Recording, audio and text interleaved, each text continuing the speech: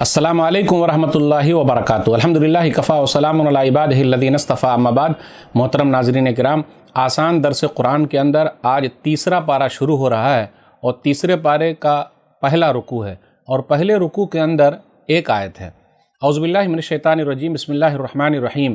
تلک الرسل فضلنا بعضهم علی بعض منهم من کلم اللہ ورفع بعضهم درجات وآتینا عیسی ابن مریم البینات وأیدناہ بروح القدس ولو شاء اللہ ما اقتتل الذین من بعدهم من بعد ما جاءتهم البینات ولكن اختلفوا فمنهم من آمن ومنهم من کفر ولو شاء اللہ ما اقتتلوا ولكن اللہ یفعل ما یرید۔ یہ رسول جو ہم نے بھیجے ان میں سے بعض کو بعض پر ہم نے فضیلت دی، ان میں سے کچھ ایسے ہیں جن سے اللہ نے کلام کیا اور ان میں سے بعض کے درجے بلند کیے، اور ہم نے عیسیٰ بن مریم کو واضح دلائل عطا کیے اور روح القدس کے ساتھ ان کی مدد کی۔ اور اگر اللہ تعالیٰ چاہتا تو ان پیغمبروں کے بعد آنے والے لوگ آپس میں نہ لڑتے، جبکہ ان کے پاس واضح نشانیاں آ چکی تھی، لیکن انہوں نے اختلاف کیا۔ پھر ان میں سے بعض تو ایمان لے آئے اور بعض کافر ہی رہے، اور اگر اللہ چاہتا تو وہ آپس میں نہ لڑتے، لیکن اللہ جو چاہتا ہے کرتا ہے۔ ناظرین اکرام، تیسرے پارے کا پہلا رکوع ہے جس کے اندر ایک آیت تھی، آیت نمبر 253۔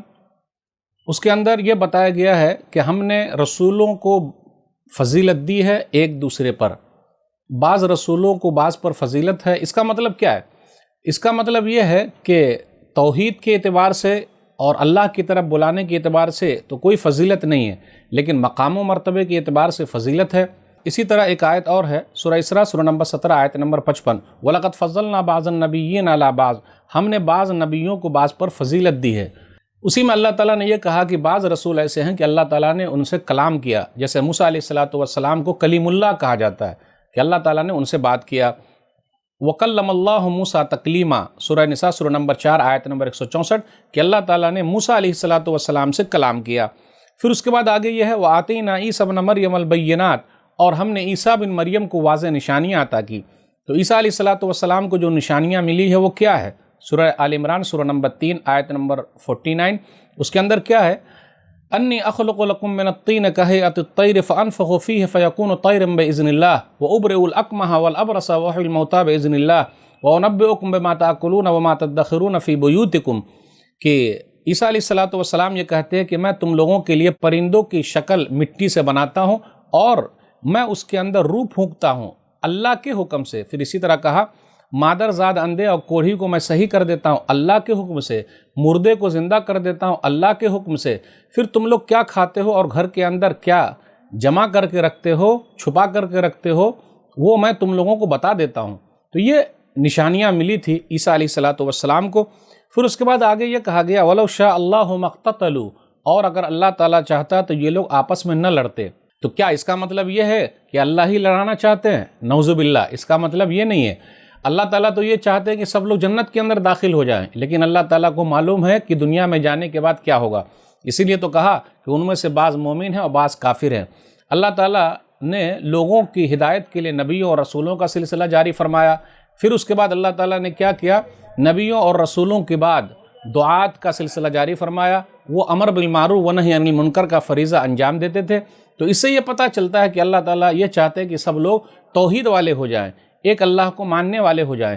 لیکن اگر لوگ نہیں مانیں گے تو کیا ہوگا؟ یہاں تو ایسا تو ہے نہیں کہ ہاتھ پکڑ کے کہا جائے گا صحیح کام کرو، یہ ایسا تو ہے نہیں کہ اللہ تعالیٰ یہ کہیں گے کہ چلو، بس اللہ نے راستے دکھا دیے کہ بھئی یہ توحید والا راستہ ہے، یہ شرک والا راستہ ہے، اب تمہیں جو اختیار کرنا اس کو اختیار کر لو۔ اور دنیا جو ہے یہ امتحان کی جگہ ہے، اور ہر ایک کا امتحان ہو رہا ہے، اور پرچہ آدمی دے رہا ہے، بھر رہا ہے اور کوشش کر رہا ہے، لکھ رہا ہے۔ تو جو اچھا لکھے گا وہ کامیاب ہوگا، جو صحیح نہیں لکھے گا وہ ناکام ہوگا۔